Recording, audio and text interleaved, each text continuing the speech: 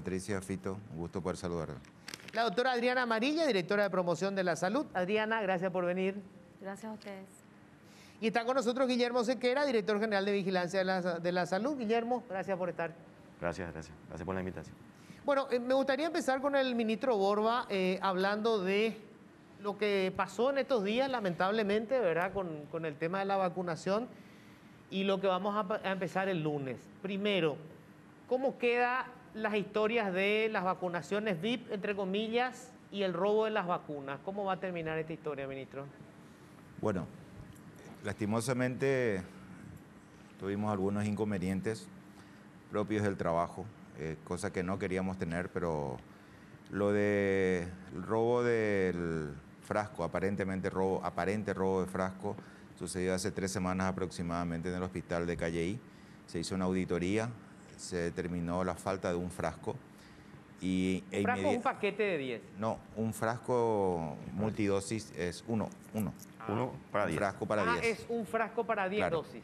Ya. El mismo fue inmediatamente, se hizo la denuncia en la Fiscalía que corresponde para iniciar el proceso de investigación y determinar los responsables. Hay que determinar los responsables en el sentido de que hay que ver desde dentro de la cadena logística en qué momento pudo haber desaparecido o es un mal conteo. Bueno, hay muchas cosas que determinar. Pero evidentemente, como todos sabemos, este es un tema extremadamente sensible. Tenemos todavía poca cantidad que no podemos estar perdiendo de alguna forma, ¿verdad? Claro, hay que entender, ministro, que hoy la gente está pagando entre 1.500, 2.000 y 2.500 dólares de pasaje para ir a Estados Unidos, hotel, conseguir una vacuna y volver. O sea, ¿cuánto pueden pagar por una dosis acá? No, categórico, pero fíjate que eso, al perder la cadena de frío también, hay que entender que va a perder toda efectividad esa vacuna. O sea, que si alguien le está ofreciendo por ahí por la calle, decir, che, te voy a vacunar, te cobro, no sé cuánto estarán pidiendo por esta vacuna, pero categóricamente no le va a servir absolutamente de nada. Eso es seguro, a no ser que tenga... Si ya no tenía un cliente asegurado o clientes asegurados, por decir entre comillas, ¿verdad? Y no sé qué es lo que habrá tenido, pero hay que ver toda la cadena de cómo conservar, cómo llevar, que solamente el PAI y algunos servicios privados pueden tener, ¿verdad? Entonces no es una cuestión de llevar nomás el frasquito e inocularle a la persona, porque se pierde toda efectividad. Pero así hasta que ahora es un mucho frasco. Cuidado con eso, sí, es solamente un frasco. Sí. Y el tema de las vacunaciones VIP, leí declaraciones tuyas, la senadora Usinski estaba registrada como personal de blanco. No sé si es la senadora Usinski, dice Mirta Usinski, ¿verdad? No sé, por ahí un homónimo, qué sé yo. Convengamos que no es un nombre común. No es un nombre muy común. María González. Para eso hay una investigación en curso. Sí, figura Mirta Usinski, la edad, dirección, y figura personal de blanco y figura inmovilizado o encamado. Todas esas características tenía. ¿Qué supone lo de encamado, que es una palabra tan argel, ¿verdad? O encama. Realmente la palabra tendría que ser inmovilizado, ¿verdad? Inmovilizado, una persona que no puede moverse por sus propios medios y que a los cuales estamos tratando de llegar. O sea, alguien que está en silla de ruedas también puede ser incluida. Categórico. Categórico. Ministro, hay una vuelta, digamos, de trampa en el sentido de meter como encamada a una persona o inmovilizada a una persona para que no figure en el registro normal que se hace en la página web. Los encamados se registraban por teléfono, en 10 números telefónicos. Al inicio era por vía telefónica, hoy en día podés hacerlo por la vía web. Lo que hay que dejar bien en claro, Fito, es que este es el único país en el mundo en el cual vos podés entrar en la página web y verificar por cédula quién es el que está siendo vacunado. Por eso yo había dicho, antes del inicio del proceso de vacunación, habíamos dejado bien en claro que necesitamos que hagan las denuncias correspondientes, porque en la página de Vacunate figura una parte donde dice denuncia, justamente, para investigar y determinar si realmente hay algún tipo de irregularidad, ¿verdad? 1000% de acuerdo, y creo que nosotros fuimos los que más insistimos en que haya un registro electrónico para poder auditar. Ahora, a lo que iba es, quienes vacunaron a la senadora Usinski sabían que había una vuelta y al vacunarla como encamada o inmovilizada, no iba a estar registrada originalmente desde su teléfono o desde una línea telefónica en la página web.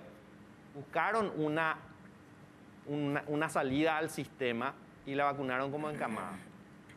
Sí, categórico. O sea, hay varias cosas que investigar acá, Fito. Nosotros estamos más que preocupados, yo estoy muy dolido por la situación que se está dando, ¿verdad? Pero hay que ser un poquito implacables en este sentido. No vamos a permitir que se salga fuera del Plan Nacional de Vacunación. Es un tema extremadamente sensible. Mucha gente está muriendo todos los días. Hay mucho dolor en todo el pueblo, en toda la gente. Entonces nosotros queremos llegar a donde corresponde y cómo corresponde. Y vamos a llegar a los implicados si hay realmente. Para eso se inició un proceso de investigación, lo cual ahora Asesoría Jurídica va a determinar si va o no a sumario administrativo y a Fiscalía si así corresponde. Ahora, ministro, lo que sabemos es que en los papeles, en los documentos figura que una mujer de nombre Mirta Busiski se vacunó. ¿Ustedes todavía no dieron con la brigada o con el funcionario, enfermero o enfermera que le puso la dosis, le inyectó? Sí, ya se habló. Ya hay un funcionario que dijo, yo le puse la dosis a Mirta Busiski. Sí, eso saltó el día viernes. Llegó la denuncia, inmediatamente buscamos los registros, porque tenemos un doble registro nosotros, que es el consentimiento informado, ¿verdad? En el consentimiento informado figuran todos los datos de la persona que fue vacunada con la firma correspondiente. Eso fue lo primero que buscamos. Ya se habló con las brigadas, con las personas responsables y bueno, está ya en el proceso de investigación completo.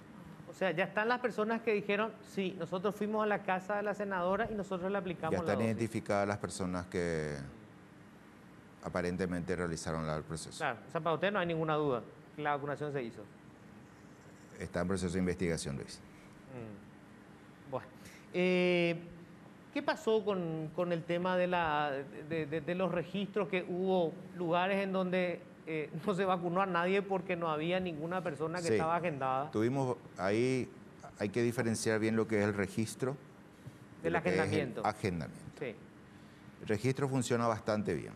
Yo el día martes que se inició el proceso de vacunación justamente había dicho que estaba preocupado por el registro. Por el registro porque no teníamos la suficiente cantidad de personas registradas como figura en el número del censo. ¿Verdad? Teníamos en ese momento 19.000 personas para una población de 80.000 aproximadamente, lo cual me da una cierta preocupación.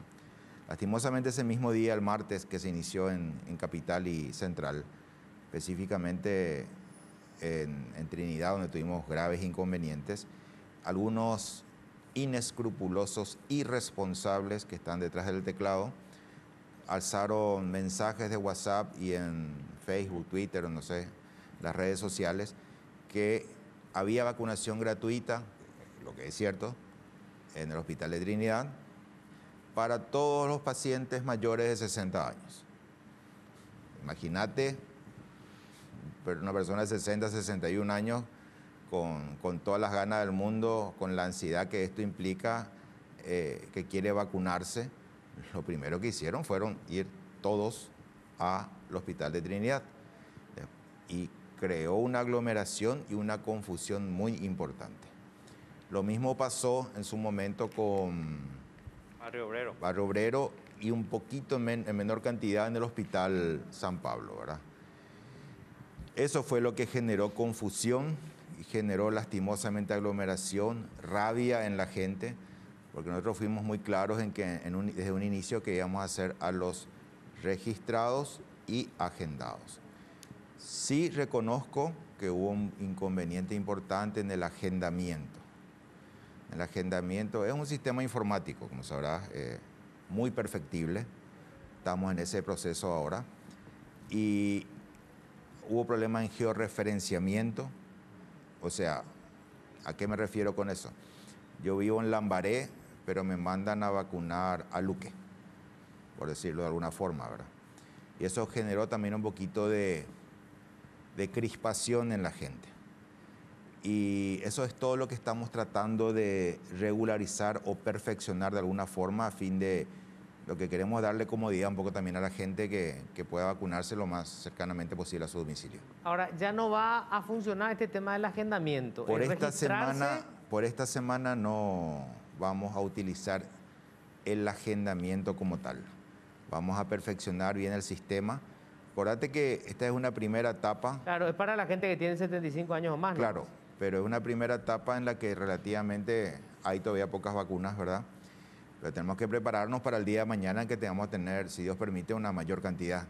Entonces, por esta semana vamos a utilizar la terminación de cédula, que es mucho más, no sé si más práctica, pero un poco más fácil tal vez de controlar, ¿verdad? Y hay otro tema, Luis, que vamos a utilizar 3 o 4 días para eso y vamos a dejar un día para los que por X motivo no pudieron acercarse. El viernes sería. Sí, jueves y viernes. Y por X motivo, como yo le daba el ejemplo justamente a Guillermo, le decía, los que tienen problema con la tecnología, porque no va a faltar aquella persona en el interior del país generalmente que no pueda registrarse o no tiene un teléfono, qué sé yo. Smartphone. Sí, Eso es un smartphone donde pueda registrarse, porque de que las hay, ¿verdad? Y entonces queremos dar la oportunidad a todo el mundo que pueda vacunarse, ¿verdad? ¿Cuántas personas mayores de 75 años hoy tenemos nosotros registrados? 80.000 creo que eran. 80.000, ¿verdad? ¿Y en cuánto tiempo ustedes creen que esas 80.000 personas recibirían esta primera dosis? ¿En esta semana Querríamos terminar esta semana, Patricia. Y entonces, si te termina esta semana, el lunes ya empezaría la siguiente aplicación de dosis. Todo depende de la cantidad de vacuna que nos quede para la segunda Ajá. etapa. En teoría, de acuerdo con la población, es decir, lo que dice por lo menos el censo, se nos acabarían las vacunas con los de 75 años y más. No. Quedaría Por eso un le pregunto. En teoría no. En teoría quedaría un remanente interesante. ¿Sí? ¿Cuánto sería ese remanente para tener una Y idea? fíjate que recibimos 134.800 del mecanismo COVAX, recibimos 100.000 de Covaxin. Tenía un saldo de Y en 30.000. estos días tendríamos que estar recibiendo, no voy a dar fecha todavía, pero Ajá. 40.000 más del rusa? Fondo Ruso de Inversión. ¿Eh? Del Fondo Ruso de Inversión. El fondo ruso, sí. Bueno, quiero ir justamente a ese tema de las vacunas. ¿Cómo estamos para la previsión? Teóricamente, mayo tiene que ser un mes interesante. Estamos hablando ahí de las 400.000 que fueron donadas por Qatar. Estamos hablando, creo que, del mecanismo COVAX, que tiene que regularizar, y tiene, creo que, otras 100.000. Es así, ¿verdad? Sí, tenemos una buena proyección. Esperemos que los designios no fallen esta vez. Pero tenemos una buena proyección del mecanismo COVAX de 134.800 otra vez. Lo del mecanismo COVAX tendría que ir aumentando a partir del mes de junio, recordando que son 4.300.000 dosis las que se compraron por este mecanismo. Con esto completaríamos 304.000 dosis a fines de mayo, y a partir de junio tenemos la promesa que tendría que ir aumentando hasta llegar a fin de año con las 4 millones más. Entonces, tenemos 134.800, tenemos las de Moderna, que no sé si vamos a recibir las 400.000, pero por lo menos vamos a recibir un buen lote de la cooperación con Qatar. Tenemos la de Sinopharm, que ya firmamos contrato y ya se pagó el anticipo como está establecido en el contrato. Tenemos la de Covaxin, que estamos peleando para recibir un lote bastante interesante también en el mes de mayo.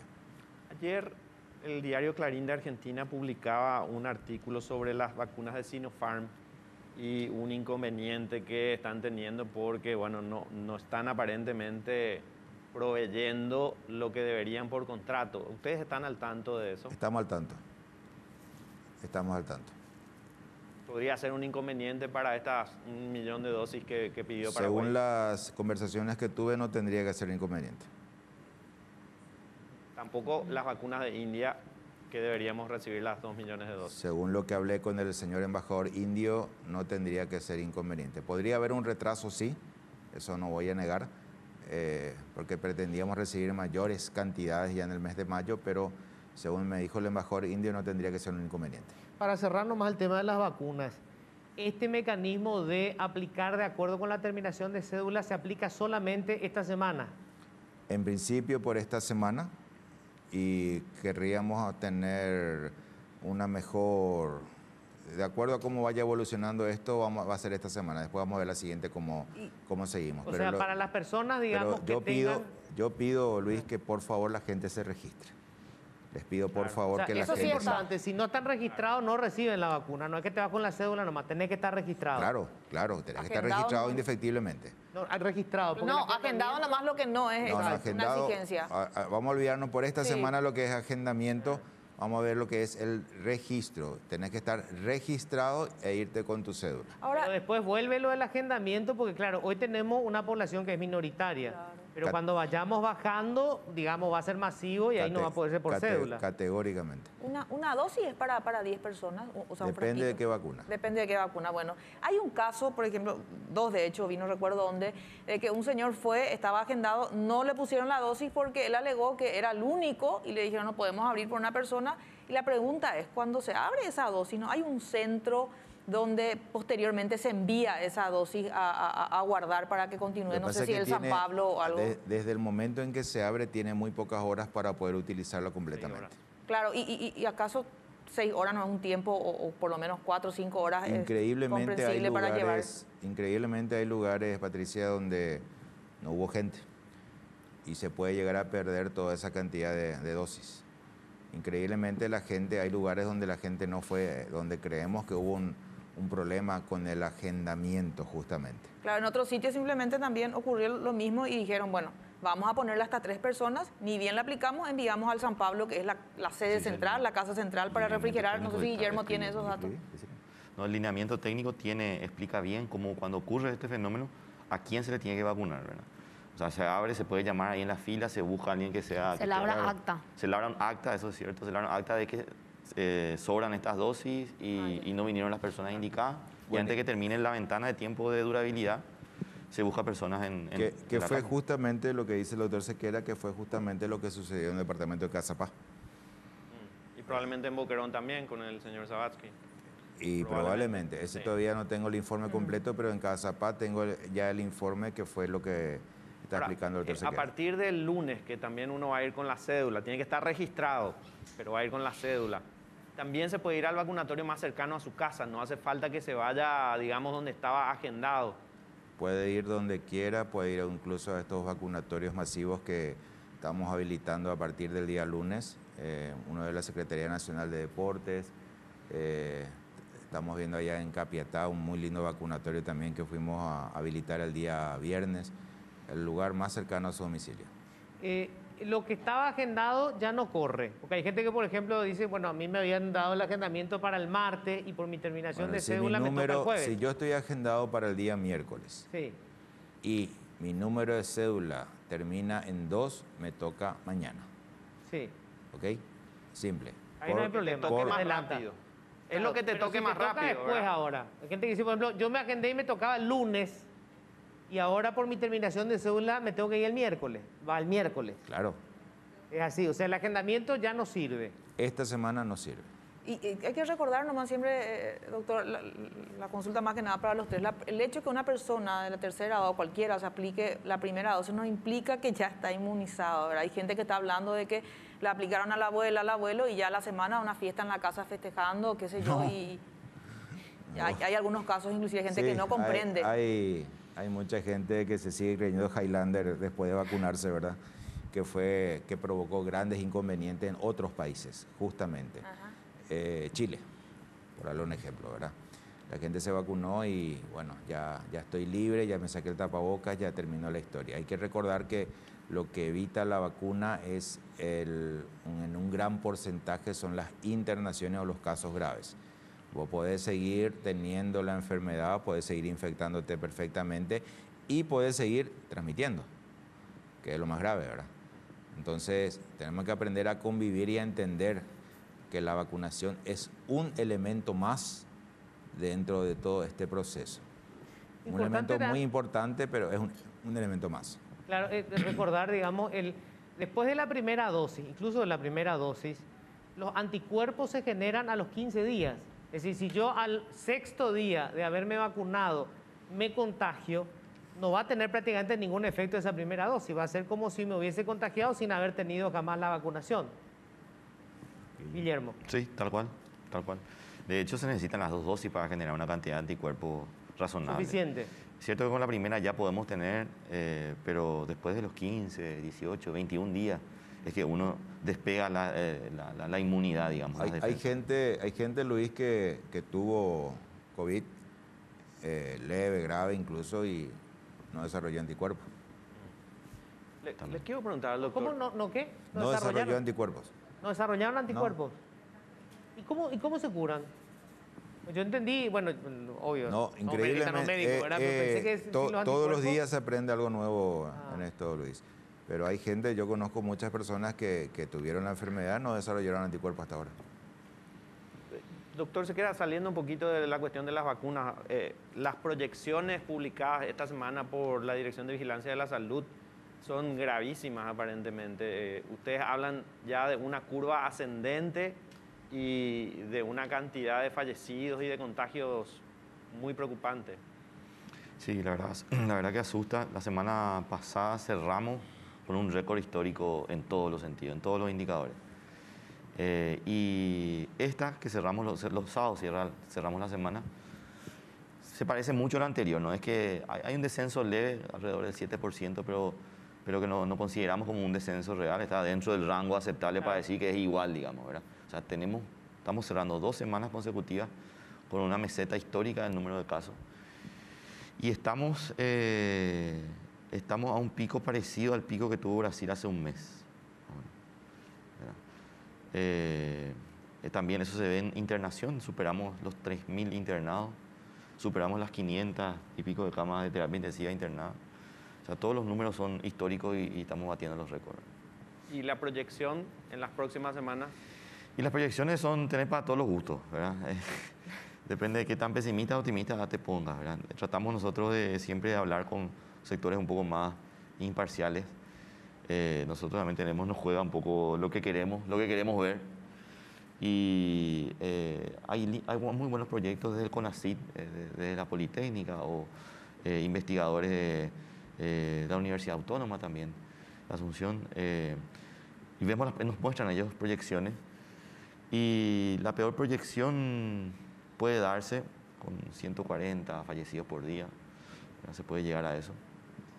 Lo que tuvimos. Yo me esperaba más, Yo me esperaba más, pero Sí. bueno.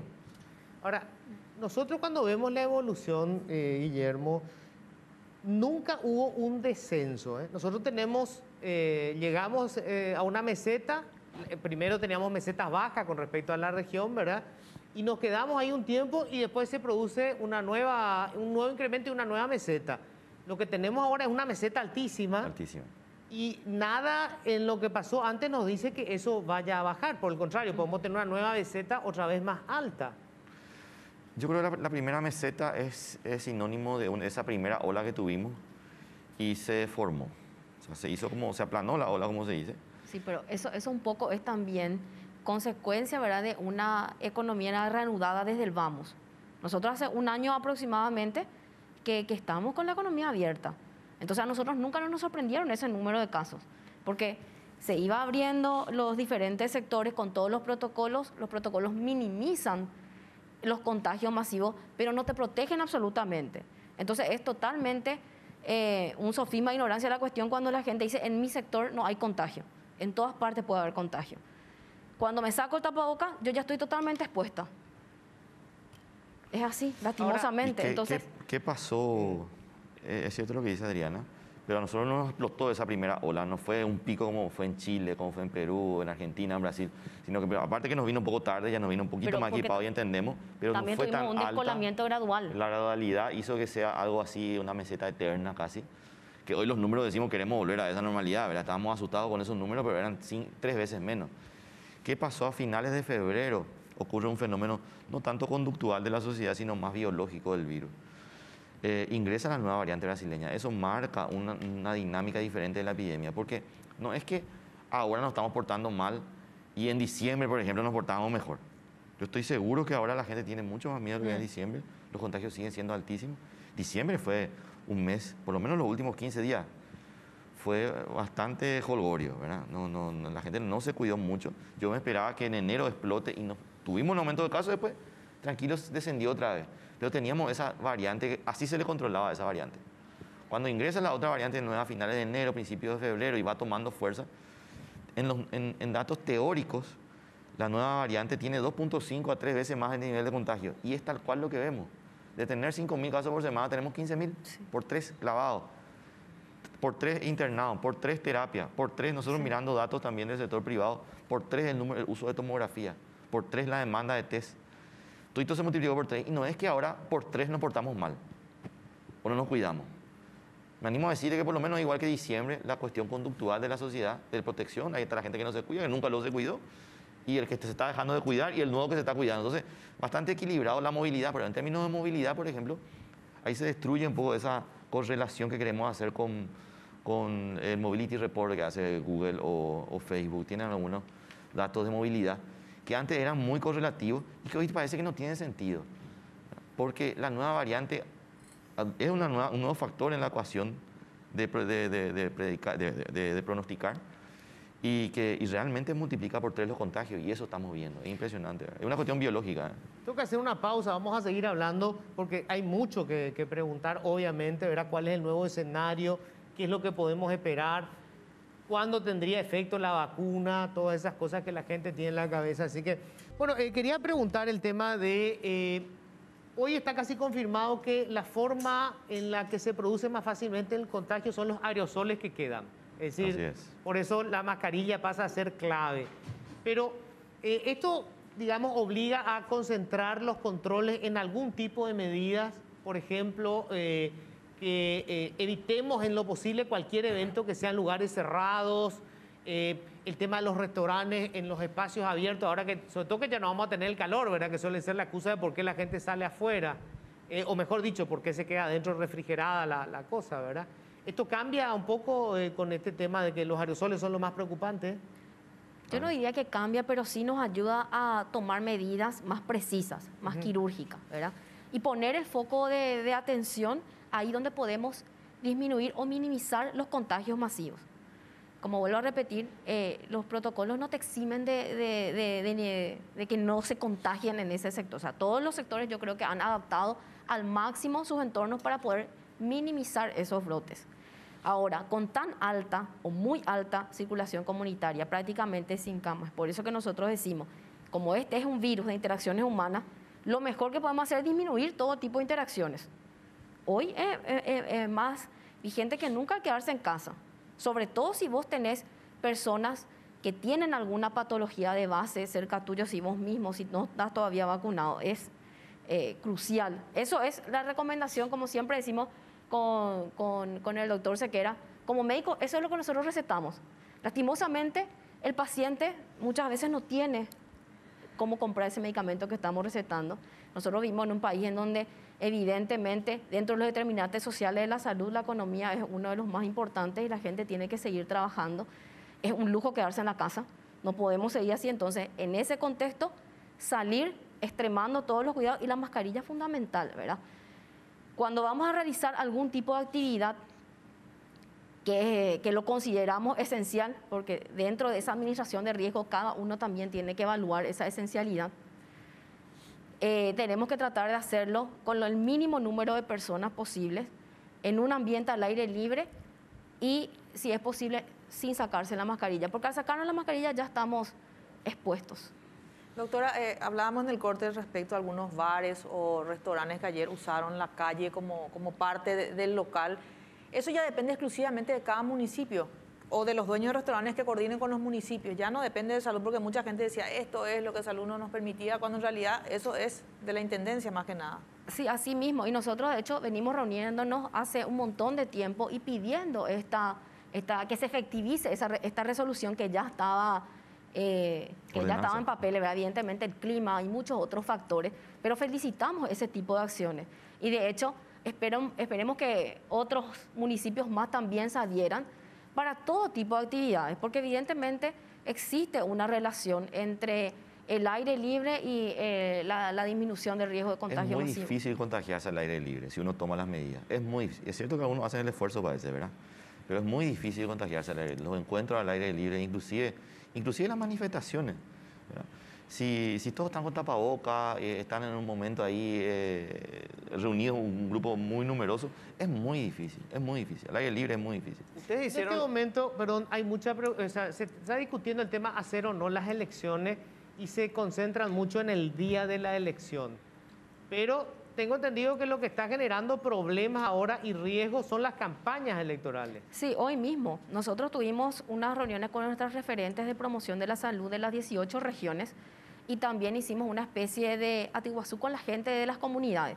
Y hoy mismo las campañas políticas son un gran problema en muchas, Ellos te dicen. en muchas regiones. Ellos mismos me dijeron y la gente misma me dice, ¿verdad?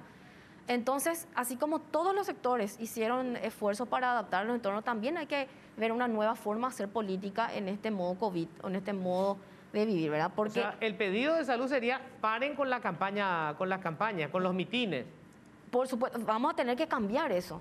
Y a la gente también, cualquier persona, cualquier político que me está invitando a un lugar cerrado, encima a sacarme el tapaboco o a hacer una aerolización masiva, ese político te va a terminar matando, tarde o temprano. Así nomás. Quería hablar de las aglomeraciones primero porque mucha gente dice que en las instituciones públicas cuando se ve una fila en la calle, qué sé yo, en identificaciones, en registro civil, dicen estas son aglomeraciones. Yo particularmente no veo eso como una aglomeración porque están formando filas afuera para no aglomerarse adentro, ¿verdad? Sí, justamente es importante lo que decía el doctor Sequera, el aire libre y también que no hay interacción entre las personas. Es mucho más riesgoso. Nosotros tenemos también un material que les podemos pasar donde detallamos perfectamente los factores de riesgos. Estar en una reunión intrafamiliar es mucho más riesgoso que estar en una fila en donde yo no hablo ni con el que está adelante ni con el que está atrás. Encima tengo tapabocas y estoy al aire libre. Difícil. La verdad que son esos momentos de interacciones más profundas las que son mucho más riesgosas. Y lo otro es, la Dirección de Vigilancia de la Salud hizo una medición en los buses y esa medición arrojaba algunos indicadores peligrosos en los buses cerrados en un trayecto de, no sé, 45 minutos. ¿Qué se tiene que hacer con los buses? Sí, estamos probando un sensor de CO2 que habla, no es que va a haber contagio según los valores, sino te dice qué tan ventilado es el lugar donde estás, ¿verdad?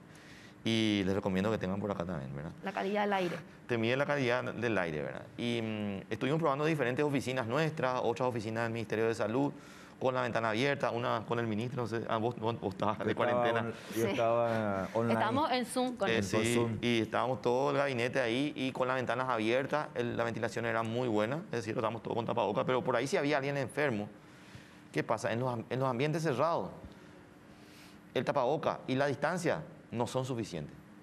En los ambientes cerrados tenés que abrir una ventana y mejor si abrís dos para que circule. Eso lo probamos. Después, nuestro equipo estuvo probando en colectivos y vimos que hay mejor ventilación en los colectivos convencionales que en los diferenciales. Claro. En los diferenciales están todos cerrados, tenían menos gente, creo que estaba lleno solamente con los sentados y la calidad del aire era 3 veces lo máximo recomendado. Superaba 3 veces Superaba lo máximo casi 3 recomendado. veces. Y en los convencionales, ¿no? El hecho de tener ventanillas abiertas, a partir de eso le comunicamos al nuevo viceministro de Transporte. Creo que sacó unas nuevas directrices, por lo menos los que tienen. Hay colectivos que tienen las ventanas selladas también, todo un tema, ¿verdad? Bueno, entonces, por lo menos las puertas que estén abiertas, una cosa el que respirador arriba. hay que destacar también, el Senado tenía las ventanas selladas y desde el año pasado también hicieron ese proceso de poder utilizar otro mecanismo para poder ventilar, ¿verdad? Claro, La pero- ventilación siempre fue importante, pero hoy creo que es uno de los pilares más importantes en esta... O sea, hoy y esto tendría que ser en las empresas, en todos lados, ventilar es clave para evitar, digamos, mayores contagios. Es que desde un inicio se dijo eso, Luis. Desde Ahora tenemos un más inicio. evidencia, más contundente, tenemos Claro, los Lo que números. pasa es que la preocupación es de la gente que nos envía todos los días la foto de los buses repletos, porque además de que no tienen, digamos, la ventilación, los que no son convencionales, los que son diferenciales, además de eso regulan y llevan más personas de las que deberían llevar. Y la propia Dirección de Vigilancia de la Salud muestra una medición de la calidad del aire en esos tipos de buses. Allí es donde hay una preocupación y se tendría que intervenir, pero de manera enérgica con el tema del transporte para evitar cualquier tipo de riesgo. Pues si una persona tiene que viajar 1 hora en un bus repleto que está totalmente cerrado, es un riesgo aunque tenga la mascarilla. No te olvides de las oficinas. Vos te estás Claro. refiriendo al transporte para llegar Claro, a pero la oficina. la oficina, No, pero la oficina ministro, no es un cambió. poco más controlable. El No. bus no se puede controlar. Está bien, pero yo te puedo asegurar que si vos comenzás a recorrer las oficinas del sector privado o público, vas a encontrar la misma aglomeración de personas. 1000% Y de no es acuerdo. una hora, son Ministro, 6, pero el 8 sector horas por día. transporte tiene que ser intervenido de alguna manera. La gente no puede llegar al bus y decirle a la gente del bus, cambien esto. Tiene que ser el Ministerio de Salud o el Ministerio de Transporte. En la Nosotros- oficina yo puedo pedirle a mi jefe, por favor vamos a abrir la ventanilla de alguna manera o vamos a distanciarnos. En el bus no puedo. No, yo creo que en ambos casos, Fito, el Estado tiene que intervenir a través Sí, del Ministerio del obviamente. Trabajo y a través del Ministerio del Transporte, más vale, el Viceministerio de Transporte. Pero de hecho hay una directriz ahora, Sí. el tema es que haga cumplir el Viceministerio del No, Transporte. no es ahora, Luis. Desde hace un buen tiempo ya nosotros solicitamos que se cumplan todos los protocolos establecidos. Claro, pero este Tanto- tema de tanto- mantener las ventanillas abiertas en los buses creo que ahora se planteó. Sí, ahora se está Después de tomando, ese estudio en sobre la realidad está tomando concentración más del fuerza aire. por la evidencia, como dijo el doctor Sequera, y sobre todo porque justamente es hasta paradójico que personas que pagan un poco más para ir viajar más cómodas están viajando Corren con más mayor riesgo, Claro, ¿verdad? Entonces, corren más riesgo. eso nomás creo que fue lo que se evidenció. Yo estoy totalmente de acuerdo, me parece que el transporte público tiene que mejorar, y no solamente por el tema del COVID, ¿verdad? Por un montón de otros determinantes sociales de la salud que tienen que garantizar un viaje digno para todas las personas. Ahora, yo quiero plantear un poco cuál va a ser la proyección de esto, porque la gente se desespera cuando vemos los números, ¿verdad? Obviamente, tenemos en este momento más de 100 personas, vamos a llegar probablemente a 140 personas muriendo por día. La vacuna no impide que la gente se contagie, pero sí impide que la gente se muera. No, impide los casos graves. Sí, impide los casos Claro. graves. Y las O sea, digamos, internaciones, si no ¿no? desarrollas la forma grave, Claro, no te sí. morís. En definitiva, la vacuna lo que va a hacer es, si me vacuno, tengo muy pocas posibilidades de morirme por COVID. Muy Me pocas puedo contagiar posibilidades es lo igual. correcto. Sí. ¿Perdón? Muy pocas posibilidades es lo correcto. Por eso, muy pocas posibilidades de. Entonces, porque en realidad lo que a la gente le preocupa del COVID es que la gente se muere. O sea, convengamos que podemos tener una epidemia de influenza, pero si la tasa de mortalidad es baja, bueno, tenés la influencia, te quedas en tu casa, te jode, pero no te morís. Lo que ahora le aterra a la gente es que el COVID te puede matar, ¿verdad? Entonces, nosotros tenemos un proceso de vacunación que a finales de año el objetivo es llegar a cuánto, el 30 o el 50% de la población que tiene que ser vacunada o de toda la población. Lo objetivo en un inicio era llegar al 30% de toda la población. De toda la población. Sí, pero yo creo que vamos a llegar a mucho más. Suponiendo que lleguemos al 30 o al 40%, ¿eso ya nos da inmunidad de rebaño o no?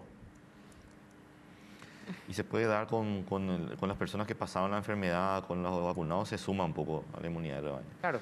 Pero no, es Esto una es, cuestión... esto es probablemente, voy a hacer un poco, probablemente va a ocurrir que el contagio va a seguir, vamos a tener oleadas, Sí. pero no va a ser tan letal como es ahora. Claro, ese es el punto. Va a ser como influenza, probablemente. Vamos a tener epidemia, vamos a tener casos, hay gente que va a morir, pero no vamos a tener 100, 140 muertos por día. Claro, porque, si se pasa a ser como una de las tantas enfermedades que tenemos, el dengue, hay gente que se muere por dengue y gente que no, ¿verdad? Pero convivimos con eso, podemos volver a desarrollar nuestras vidas con cierta normalidad. Porque acá se trata de eso, ¿verdad? La gente quiere saber cuándo vamos a poder desarrollar nuestra vida con relativa normalidad. Entonces, la pregunta es, ¿cómo lo vamos a conseguir? Y así como está la cosa, yo veo que solamente la vacuna. Porque, como bien decía, ahora está la cepa brasileña, que es mucho más contagiosa. Ya no vamos a volver nosotros a los encierros que tuvimos antes. Es imposible, en términos económicos es imposible. Entonces, la única salida es que realmente consigamos vacunar al 40% de la población para finales de año. Así es, y evitar muertes, ¿verdad? Y sobresaturación del sistema, que no solamente hace ver los decesos COVID, sino la sobresaturación del sistema afecta a otras patologías, ¿no? Y Claro. hay más mortalidad, no solamente por COVID, sino indirectamente. Claro, o sea, hoy hay Eso. unos datos del Ministerio de Salud sobre la mortalidad. Nosotros tuvimos el año pasado, en promedio, 90 personas más o menos morían por día, de diferentes causas, hasta inclusive violentas, ¿verdad? Hoy estamos solamente por COVID con más de 100. O sea, evidentemente la tasa de mortalidad en Paraguay cuando terminemos este año va a ser mucho más alta y la principal causa de muerte hoy ya es el COVID. Así es. Así es. Hay varios factores que hay que estudiar, Luis. El año pasado, por ejemplo, prácticamente no tuvimos influenza, pero no solamente por el proceso de vacunación que fue masivo, increíblemente por primera Se vez, lavó las manos. justamente, pero por primera vez en la historia, Luis, en 45, 50 días liquidamos 1.600.000 vacunas. Cuando antes llegaba julio, agosto, septiembre y salíamos, por favor, vacunate, y nos sobraban vacunas. Esta vez hubo una fila de gente que se quiso vacunar. Se tomó muy en cuenta el tema de que se comenzó a utilizar tapabocas y algo fundamental, los chicos no fueron a clases. Claro, también. Y el encierro. Y el lavado Disminuyó, de manos. disminuyó ostensible, más el lavado de manos, por supuesto, el uso de alcohol. Todo eso disminuyó ostensiblemente muchísimas patologías infectocontagiosas. Principalmente en niños. De Principalmente hecho, la en mortalidad infantil probablemente el año pasado habrá sido una de las más bajas Claro. de los últimos años, ¿verdad? Yo preguntaba- Neonatología, Claro. los pediatras que hacen terapia intensiva el año pasado no vieron pacientes. Sí. Me preguntaba este tema de las vacunas porque la cuestión es, ¿qué hacemos? ¿Qué más podemos hacer para no tener más de 100 muertos por día, para no tener los hospitales colapsados? Y honestamente yo no encuentro una respuesta, salvo la vacuna. No veo que en los hábitos de la gente vayan a cambiar. O sea, digamos, si todo este tiempo este es el comportamiento que logramos, yo creo que debe haber por lo menos un 60% de la población que mantiene la distancia, usa la mascarilla, se lava las manos, donde uno va a ver que hay gente que lo hace. Tuvimos un año, Luis, yo ya lo dije varias veces, tuvimos un año para aprender absolutamente todos los protocolos, lo venimos repitiendo todos los días.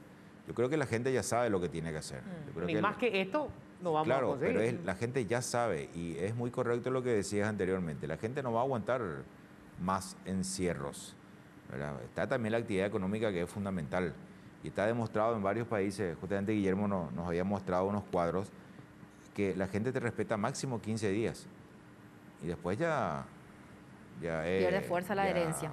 Claro. Es que claro, sí, como decía, le escuchaba a un argentino que decía, con la peste, si lo que tuviéramos afuera es la peste negra y la mortalidad fuera del 70%, igual saldríamos a la calle porque tenemos que vivir, o sea, hay que trabajar y, digamos, entre el riesgo de mortalidad y el riesgo de morirte de hambre porque no saliste a trabajar, es lógico, la gente va a salir a la calle. Sí, y justamente haciendo un poco eco a lo que decís, es sumamente importante hoy en día esa administración de riesgo, porque vamos a tener que convivir con esto. ¿Y cómo yo hago para que eso no me afecte a mí individualmente? Porque es un poco ya el discurso. Hoy hay muchísimos contagios intrafamiliares. Entonces yo tengo que salir a trabajar. Bueno, es una necesidad. No me puedo pegar el lujo de quedarme en casa. Salgo, trabajo y extremo los cuidados cuando me voy a relacionar con gente, sobre todo que quiero, ¿verdad? Porque realmente, como vuelvo a repetir, hoy con esta alta circulación comunitaria, yo le puedo transmitir el virus a una persona que quiero y no hay cama, va a pasarla mal y probablemente muera inclusive. Entonces, para no tener esa responsabilidad, yo creo que hoy es más importante que nunca extremar las medidas individuales para no afectar a nuestras propias familias. Ahora, y Guillermo, hablábamos de la estadística de 140 por día que llegaríamos y a la gente le enoja a veces cuando decimos, mira cómo son fatalistas. Y las estadísticas no mienten. Cuando decía que íbamos a llegar a 50, llegamos a 50. Cuando dijiste hace 3 semanas que íbamos a llegar a 100, se llegó a 100. Ahora se habla de 140. Cuando lleguemos a ese número, o 150 tal vez, ¿cuándo empezaría a bajar, por lo menos para tener una luz de esperanza? Pero El oráculo. ¿O ustedes están analizando estadísticamente que eso puede ir más inclusive? Antes de darle la palabra Sí. al oráculo o a Nostradamus, como quieran llamarlo, esto es matemática simple. Yo siempre lo dijimos, hay un 80% de los casos, 85% que pueden pasar con síntomas leves o desapercibidos incluso. Hay un 10 a 15 que puede pasar, requerir algún tipo de atención médica y hay un 3 al 5% que va a requerir atención más especializada, llámese terapia intensiva. O sea, vamos a tener 10.000 casos a la semana, que es el promedio que estamos teniendo. Eso implica prácticamente que 1.500 a 2.000 pueden requerir algún tipo de atención médica. Eso va a sobrecargar el sistema de salud, va a estresar aún más de lo que ya está estresado el sistema de salud. De esos son 500, 300 a 500 personas que pueden requerir algún tipo de atención especializada, que hoy el sistema ya no está en condiciones. Nosotros teníamos 304 camas de terapia intensiva a marzo del año pasado, hoy tenemos 735. O sea, hay un crecimiento también histórico, o sea, crisis también son oportunidades también de crecimiento, pero no damos abasto y no estamos en condiciones de aguantar toda esa presión que hoy tenemos dentro del sistema de salud. Por eso es importante seguir absolutamente con todos los cuidados, porque, como te digo, es matemática simple, no van a bajar los números de internación ni de mortalidad, a eso quiero llegar. Si son 535 personas hoy que están en terapia intensiva por COVID, estamos hablando de una mortalidad del 40-50% aproximadamente. Ahora, el gran déficit, ministro, sigue siendo el tema de la comunicación. No hemos tenido una sola campaña masiva para educar a la gente. La gente fue aprendiendo a los tumbos. Pero hoy, por ejemplo, no hay ninguna campaña sobre cuántos riesgos estamos dispuestos a asumir. Porque todo es así. Nosotros hay riesgos que tenemos que asumir inevitablemente. La gente tiene que salir a trabajar, va a tomar el colectivo. El colectivo es un riesgo, sí es un riesgo. Es un riesgo inevitable, no tiene otra. Sin embargo, hay riesgos que está corriendo que no son necesarios. Las reuniones intrafamiliares no son necesarias, se pueden esperar. Está corriendo un riesgo. Entonces, explicarle a la gente, esto es una lotería, te puede tocar la bolilla negra. Justo desarrollaste la forma grave, te fuiste al hospital y hay menos posibilidades de que te atiendan porque no hay lugar. O sea, hay más bolillas negras para repartir. ¿Cuántas boletas querés comprar de esta lotería? Si vos haces la fiesta, te compraste más boletas, hay más posibilidades de que te toque la bolilla negra. Pero no hubo nunca una campaña de ese tipo, ministro. Yo me quejo, no tanto con tu cartera, ¿eh? Tenemos un ministerio, no sé, el ministro de MITIC, si escucha, tiene 18 direcciones, 2 viceministerios y no vi una sola campaña hasta el momento pública del Ministerio de Comunicaciones sobre esto. Está bien. ¿Para qué te pregunto ahora? Ministro del MITIC. Sí. Bueno, pero si podés reproducir no sé si ese Guillermo ejemplo quería- que me pareció tan claro, es así, ¿verdad? Es lo que siempre discutimos. Esto ya es una administración de riesgo y pasa en todos los países. La discusión hoy en los países es, si nosotros salimos de nuestras casas, vamos, ¿es así o no es así, Guillermo? Salimos de nuestra casa, vamos a tener internados y vamos a tener muertos. Ahora, que esos muertos sean por cuestiones esenciales. Ese es un poco el diálogo de las autoridades sanitarias en otros países con quienes solemos mantenernos, ¿verdad? Y entonces es por eso en el sentido de que elegimos la educación, elegimos el trabajo, ¿qué es lo que elegimos, verdad? Porque es así, lastimosamente, este es un virus de interacciones humanas y cuando nos juntamos estamos expuestos. Hay sectores que están bastante molestos con las restricciones. Obviamente siempre que haya restricciones va a ocurrir. Y cuando anunciaban que iban a hacer medidas tipo serrucho o grifo, digamos, por supuesto se hablaba de la cuestión de la imprevisibilidad, ¿verdad? O sea, 15 días estamos así, no sabemos si va a continuar. Ahora hicieron algo diferente, hicieron un decreto por 15 días y ya teníamos el otro decreto en el que volvíamos al horario anterior. ¿Pueden haber más medidas de estas, así, a medida que veamos la cuestión epidemiológica, podemos volver a las restricciones? Nosotros de salud tenemos y sistematizamos un poco un plan, ¿verdad? Es cierto que las negociaciones, las recomendaciones después se hacen a otro nivel, ¿verdad? Nosotros tenemos marcadores a partir de qué momento se activa esto, a partir de qué momento de cantidad de contagios, cantidad de hospitalizados, ¿verdad? Un poco tiene que ver ese mapa de riesgo que está en la página de vigilancia, que está basado no solamente en los test y en el positivo, sino también en el nivel de ocupación de camas que tiene ese territorio, ¿verdad? Porque vos podés ser de Encarnación, pero estás internado en INERAM y se te imputa Encarnación, ¿verdad? No es a Central o a Capital donde está el INERAM. Entonces, un poco eso y ponderando esos datos, tratamos de identificar cuáles son los territorios que están entrando en naranja, en rojo, ¿verdad? Los diferentes colores. Y diferentes recomendaciones para eso, ¿verdad? Pero después es cierto, ¿verdad? Y hay que admitirlo, después son negociaciones. Nosotros presentamos el plan, hablamos de diferentes sectores, esto es lo que queremos hacer. Ese es un poco el espíritu que nos marca para los próximos 3 meses, pero finalmente el producto final es un decreto basado en esos principios, pero también en las negociaciones que se pueden dar, ¿verdad? Hay aspectos que desde el sector te cuentan que nosotros también tenemos que saber administrar, ¿verdad? Cómo recomendarle tal o cual cosa, ¿verdad? Nosotros de salud, como dijo Adriana también, queremos que disminuyan las interacciones. Si se pueden todas, genial. Sabemos que no se pueden todas. Bueno, ¿cuáles? Las que se hacen a la mañana, las que se hacen a la tarde, las que se hacen al día, a la noche. Bueno, y ahí entra economía, ahí entran diferentes sectores, el trabajo, ¿verdad? Y te dicen, mira, quizá el menor impacto económico se da en este sector acá a la noche. Bueno, listo, cerremos la noche. Y en términos epidemiológicos es cierto, es el momento de mayor relajación. Y es cierto, quizás en los restaurantes, por lo menos en los restaurantes formales y más prestigiosos que tiene este país, es muy difícil contagiarse, se toman todas las medidas. Pero cuando más excepciones damos, no, pero a este restaurante sí, porque es más difícil el control, que ya es lo difícil. Entonces, como consenso se dio de que las actividades nocturnas, ni todas, solamente para irte a un funeral, para irte a la farmacia, para irte al hospital, te podemos ver a la noche. ¿Verdad? Eso es lo que nosotros queríamos, que la gente no tenga tentaciones o que no tenga excepciones por cualquier movilidad, por 2 semanas, por 14 días. Bueno, y ahí entran otros sectores del gobierno para poder compensar esa medida. ¿Verdad? Esa es como dijo Adriana, esa es la receta del médico. ¿Verdad? Ahora, tiene que tener ayudas sociales, ¿verdad? Yo creo que ahí entra Hacienda, tiene que estimar un poco cuáles son los grandes restaurantes o los formales, que estimar por la SER cuánto de la recaudación y te cubro. Estos 14 días yo te cubro, ¿verdad? Vos, más o menos esto facturás y yo te cubro el 80% de eso. Ese tipo de medidas, ¿verdad? De hecho, muchas veces aplaudimos, por ejemplo, otros países en cuanto a las medidas, pero esas medidas están muy bien reforzadas también por el tema económico. Y de hecho, yo creo que nadie quiere morir, nadie quiere ser un sector que está incidentando o que está propiciando a cuestiones que claramente no hace falta ser ningún genio para darse cuenta que si vos te sacas el tapabocas, que si vos estás con otra persona, estás expuesta a un contagio, ¿verdad?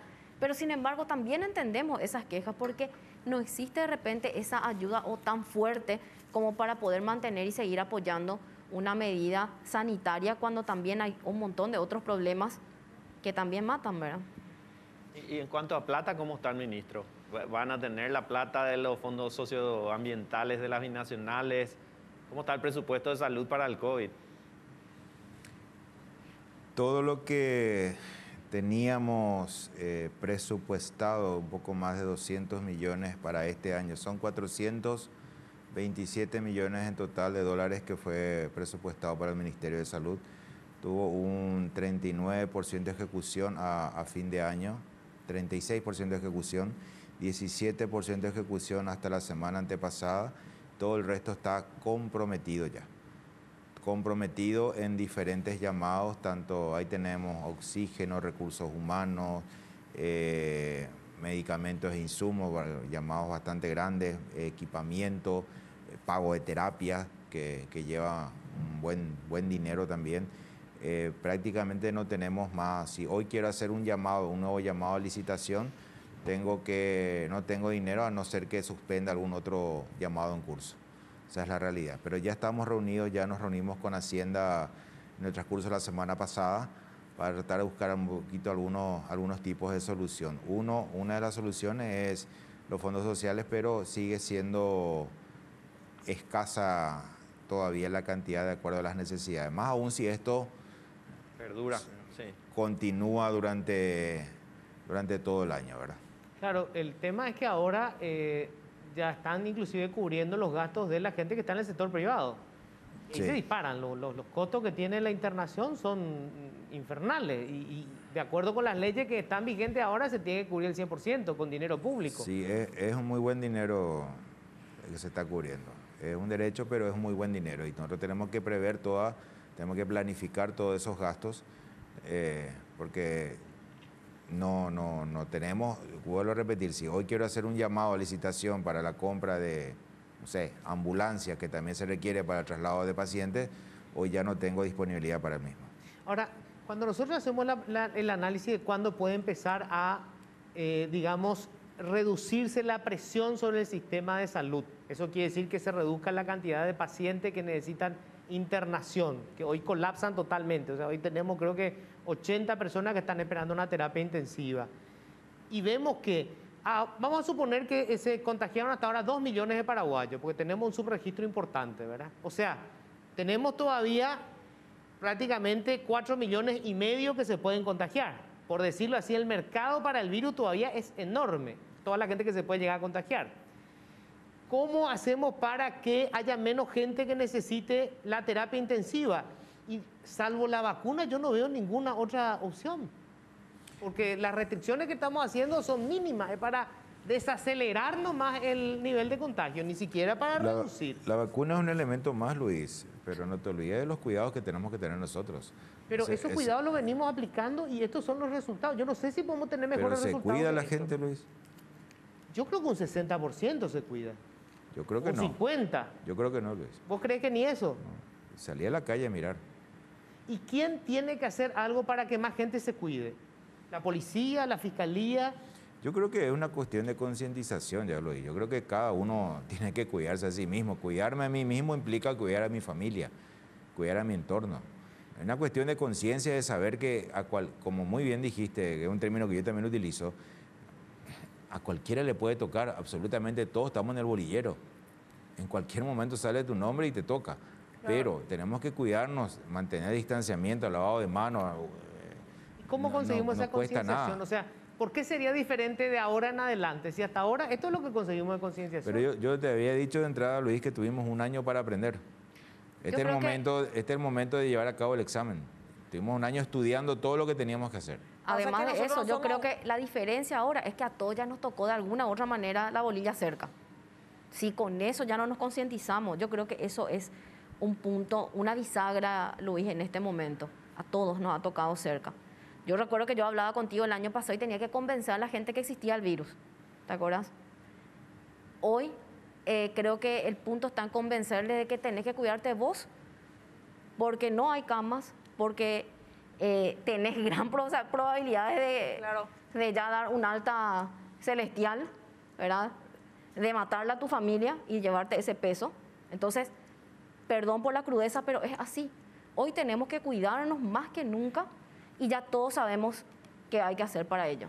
Yo entiendo lo que dice el ministro, pero Paraguay no es un país privilegiado donde la gente se pueda quedar en su casa en la pandemia. La mayoría está obligada a salir a trabajar, ¿verdad? Pues yo no digo por que más no que salga, haga el lavado de manos, use tapabocas, yo no distanciamiento. digo que no salga a trabajar. No, claro, pero a lo que voy es justamente a eso. La gente sale a trabajar, toma esos cuidados y aún así, en muchos casos, dice, no sé cómo me contagié, ¿verdad? O sea, no sé si es 100% tapabocas seguro, creo que no.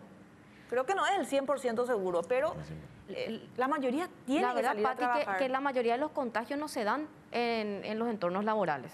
¿Dónde se dan los contagios? Los contagios se dan en todo tipo de situaciones, tanto intrafamiliares. Hoy intrafamiliar está subiendo. ¿Es el número uno? Sí. Sí. Y luego en todo tipo de sectores de ocio y de entretenimiento. No, y al salir de casa y subirte al bus, lo primero, a las 6 de la mañana. Lo que pasa es cuando decimos eso ya satanizamos a un sector, difícil, ¿verdad? Y nos van a venir encima ya dentro de un ratito. Pero ocio, entretenimiento particular y en residencia, ahí está el peor. Y la franja de edad de quienes se contagian más, porque ahora vimos que hay muchos jóvenes que requieren de terapia intensiva, ya no es más el señor o la señora de 50 para arriba, son muchísimos jóvenes que están ocupando camas en este momento. Así es, el adulto joven es el que más se contagia desde siempre, desde el inicio de la epidemia, con la variante anterior, digamos, también era el adulto joven. Lo que está pasando ahora es que ese adulto joven ahora se está internando y está requiriendo terapia intensiva y se está muriendo también, ¿verdad? Esa es la gran diferencia. Quiero insistir con el tema donde se contagia la gente, porque es muy importante, porque la mayoría, muchos creen que es en el colectivo, ¿Qué porque puede ser? es donde se corre más riesgo. Pero ¿hay algún estudio que nos diga, no, acá se contagia mayoritariamente la gente? Sí, hay. Nosotros, en la situación en que estamos, no, es muy difícil identificar dónde se contagia. Yo te pregunto a vos, Luis, vos te das positivo hoy. Sí. Yo te pregunto, bueno, en las últimas 2 semanas, ¿dónde vos crees que te contagiaste? Y mira, yo te voy a decir, en todos los lugares donde estuviste con alguien que es fuera de tu burbuja y que vos estuviste sin tapabocas. Y te vas a acordar de todos los almuerzos que tuviste al salir acá o bueno, vas a acusarle a alguien en tu casa, ¿verdad? Le vas a hacer testear a toda tu casa. No, es muy difícil identificar. En los principios de la epidemia sí es fácil. Así tuvimos el caso del militar, le pudimos hacer rastreo, 70 contagiados en Paraguarí, en Ciudad del Este, ¿verdad? Hasta todas sus novias sabíamos, ¿verdad? Era fácil saber todo el árbol de contacto. Ahora es muy difícil identificar en qué punto. Y es muy fácil también tirar la culpa así en el colectivo. Yo me voy en el colectivo y ahí es un hacinamiento, ¿verdad? Entonces, es cierto, el colectivo es un lugar posible de contagio. Pero donde lo que hay más y estamos viendo más es los registros que tenemos es intrafamiliar. Pero ¿quién trae el virus a la casa? Eso nos cuesta demostrar. Sí, vemos que no ocurría tanto en la temporada pasada, en la variante pasada, digamos, que de repente la mitad de la familia tenía y la otra mitad no. O parejas mismas, ¿verdad? El esposo tenía y la señora no tenía. La otra variante era menos contagiosa. Esta la afecta a todito, o excepto uno o algo así. Pero el 90% se contagia. Eso vemos. Pero identificar quién trajo y de dónde trajo es muy difícil. O sea, entonces, ¿qué dice? Cuando decimos intrafamiliar, entonces no es que es una fiesta, sino alguien trae a la casa y el resto se contagia. Y se contagia en la cena de la noche, cuando están todos sin tapabocas, ¿verdad? En la casa no es que uno está con tapabocas todo el día. Bueno, pero O ¿cómo no tenemos las combatimos prácticas, sí, o sea, no todo el mundo tiene un espacio al aire libre, pero si lo tienen, ese es el lugar para sacarse el tapaboca y compartir de repente un almuerzo que tiene que ser reducido también en tiempo. Eso también. quiere decir que en las casas tenemos que usar los barbijos también. Porque la gente llega, ojo, la gente puede usar afuera, pero llega a su casa y se saca el barbijo. Y tu casa es tu burbuja. En tu casa, como si dormís con tu señor, no vas a dormir con tapabocas, ¿verdad? Entonces, asumís que ese núcleo cuando cae el núcleo entero. Claro. Ahora, si vos tenés una persona que convive en tu casa, vamos a suponer que en mi casa vive una abuela, ¿verdad? Y yo salgo y constantemente estoy en riesgo, ¿verdad? Entonces, por una cuestión de consideración a la abuela, podría decirle, bueno, vamos a almorzar en la galería, al aire libre, o en horarios diferentes, porque es mi burbuja, y si yo caigo, va a caer y tiene menos probabilidades que yo probablemente. Entonces, cuidarle muchísimo más a las personas mayores, a las personas que tienen patología de riesgo. Acuérdate que hoy los niños también ya empiezan muchos ahí a la escuela o a tener otro tipo de actividades por salud mental que son necesarias, pero entonces tratar de disminuir esa interacción con los abuelos, o que cuando se ocurren, que sean con los máximos cuidados. Y ahí sí, por ejemplo, con tapabocas, y tratar de evitar esos momentos, inclusive con las personas que convivimos en este momento de tan alta circulación comunitaria. Eso es un pedido como... Y los eventos, y no estoy señalando un sector, sino los eventos, cualquier actividad que se haga de grupo, asado, con amigos, ¿verdad? Elegir siempre al aire libre, ¿verdad? Obviamente no compartir los vasos, los cubiertos. Esos son lugares de contagio. Cuando esto se hace en lugares cerrados, tenemos registro en enero. Yo me acuerdo en Villarrica mismo, a la vuelta a la casa de mi abuela, hubo una fiesta de jóvenes, de chicos. Más de 100 contagios hubo en esa fiesta. Un lugar cerrado, hacinamiento, ¿verdad? Todo el mundo bailando, todo el mundo compartiendo, todo el mundo cantando. 100 contagios. A los chicos no le pasó nada, todo positivo, pero no le pasó nada. Pero sí hubo muchos muertos de esa ola de los parientes. Hubo como una epidemia en Villarrica esos primeros 15 días de enero. Y era la segunda ola de esa oleada de los que los chicos se contagiaron y los abuelos, los tíos, todos, varios cayeron. Un par de cosas prácticas que pregunta la gente. El que ya tuvo, ¿puede contagiar? Es decir, nosotros, ministro, nosotros tuvimos COVID hace poco. Todavía no pasó un mes de que tuvimos. ¿Nosotros igual podemos volver otra vez a contagiar o no? O así como estamos, creo que 3 meses dura nuestra inmunidad ahora, durante ese tiempo no contagiamos. Puede, sí. Claro que puede. ¿Igual? Claro que puedes. Pero nosotros, es decir, nosotros que somos portadores sanos del virus. Estamos relativamente inmunes. Veremos por cuánto tiempo, ¿verdad? No hay ningún estudio que hable de que uno está inmune un mes o 2 meses o 3 meses. Yo escucho gente que dice, yo ya tuve, te dice. Todo es demasiado nuevo, Patricia, y vuelvo a insistir. Fíjate que ya hay algunas vacunas que dicen que tenemos que tener algunas que eran una dosis, una segunda dosis, y una que eran 2 dosis, ya dicen vamos a tener una tercera dosis. Disminuye las probabilidades, eso es cierto. Una vez que tenés COVID, por lo menos los siguientes 3 meses, es difícil que tengas otra vez. De que hay casos, hay casos. Es siempre así, ¿verdad? En medicina nada de 100%. Entonces, hay casos. Nosotros tenemos de todo lo que va, y están esos datos en la página de vigilancia, de todo lo que va del año, tenemos alrededor de 180 o 170, no recuerdo el número, de reinfecciones. Personas que se contagiaron y dieron positivo otra vez. Y de esos 170 o 180, el 90% lo tiene después de los 3 meses. Sí, generalmente ahí se da el contagio. Entre 45 días y los 90 días, los 3 meses, ¿verdad? Ahí está ese 10% restante. Antes de los 45 días es muy difícil volver a contagiarse. A ver, y que tampoco puede contagiar, obviamente. Claro. No es que podemos ser portadores sanos del virus, digo. No, el que puede contagiar es alguien que tiene síntomas. Por eso nuestra definición de recuperado no es que se te acabaron los 10 días o 14 días como era antes y ya está recuperado. No, tiene que tener 10 días, pero por lo menos 3 días sin síntomas.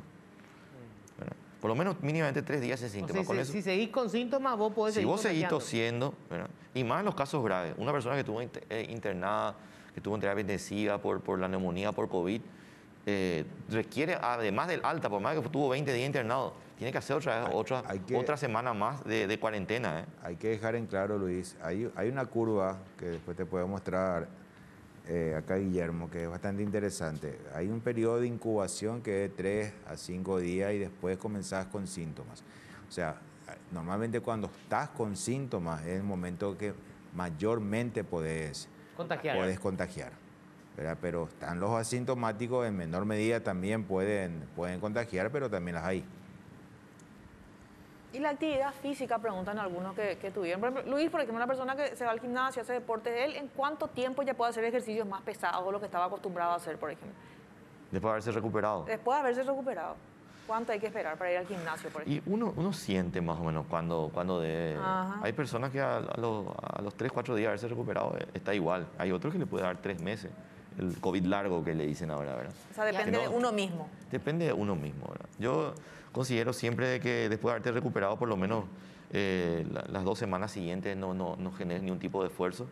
Y es una buena oportunidad también para hacer todo un chequeo general, ¿verdad? Y empezar de nuevo con un acompañamiento médico, ¿verdad? Con esta nueva variante, ¿se mantienen los 10 días como un periodo, digamos, básico de reposo para la gente o habría que aumentar esa cantidad de días? Con la nueva variante no vemos evidencia de que hay que prolongar. Hay algunas señales que sí, pero no muy diferentes de lo que teníamos antes. Es una discusión académico-científica que se está dando a nivel global. Hasta ahora ningún país tomó una medida de ese tipo. Pero bueno, está en discusión, veremos. Creemos nosotros que no. Pero esto es tan cambiante, ¿verdad? Bueno, acá me preguntan, ¿los médicos ya terminó todo el proceso de vacunación, ministro? ¿Ya están todos inmunizados o no? La mayor parte de los médicos, personal de Blanco, sí. Quedan todavía la parte de administrativos de Blanco, que hacen la parte administrativa en los hospitales, pero la mayor parte sí. Hay algunos casos, algunas excepciones, ¿verdad? Como en los casos en que no pudieron vacunarse por ser COVID positivo, por estar en cuarentena o por estar con otra patología en ese momento, que se espera un tiempo prudencial, pero la mayor parte sí. Si llegamos a tener las dosis de vacunas previstas para mayo, ¿se podría vacunar sábados y domingos también? Categórico. Hoy no se hace porque no hay suficientes vacunas, ¿verdad? No, estaba previsto hacer sábado y domingo, estaba previsto, solamente que hicimos un cambio de sistema. Todo es perfectible, vuelvo a repetir, y vamos a tratar de ir mejorando a fin de evitar algunos tipos de inconvenientes. El tema de los horarios también, ¿verdad? El tema horario cambiaría también, eso si tenemos más también vacunas. si es necesario, vamos a ir aumentando la carga horaria. Pues, yo les agradezco muchísimo, creo que había muchísimas preguntas que pudimos responder Todo hoy. pregunta la gente. Yo creo que siguen faltando campañas. Ese tema de la concienciación, hacen falta más campañas, ministro. Cuando tengas una reunión de gabinete y te encuentres con tu colega, el MITIC y los otros, ¿verdad? Que bueno, para eso tenemos un ministerio. Yo no he visto una sola campaña hasta el momento. Las campañas las hacen los medios de comunicación y las hacen de acuerdo a cómo pueden hacer. Tampoco son unas campañas que estén respondiendo a una planificación, determinar cuál tiene que ser el mensaje, porque hay ciencia detrás de eso. Y hasta el momento no vimos ninguna campaña de ese tipo. Sí, acepto la crítica constructiva, Luis, como miembro del gabinete, pero también es importante destacar la ayuda que ustedes nos dan, los comunicadores. Ustedes son las principales personas que hoy en día están comunicando todas las campañas que nosotros estamos tratando de instruir a la gente. Así que yo de paso les agradezco a ustedes porque esto es muy importante para que la gente entienda, aprenda y sepa en qué situación realmente nos encontramos. Yo creo que no existe mejor campaña que esto. que Lo que pasa es hablarlo que- y discutirlo todos los días y que lo que ustedes están haciendo de sus diferentes medios de comunicación. Lo que pasa es que en los medios también tenés de todo. Hay negacionistas, hay terraplanistas, hay de todo también. No, en los no, medios. pero por eso Acompañá estoy que- hablando con gente como ustedes que yo sé que están haciendo campaña. No todos tenemos más de 2 neuronas. Ministro, gracias, Guillermo. Doctora, vos te estás yendo una semanita nomás, ¿verdad? Volvé otra vez. No nos vas a abandonar en el No. peor momento. No, es la presión que le metió Luis. Bueno, muchísimas gracias a los tres.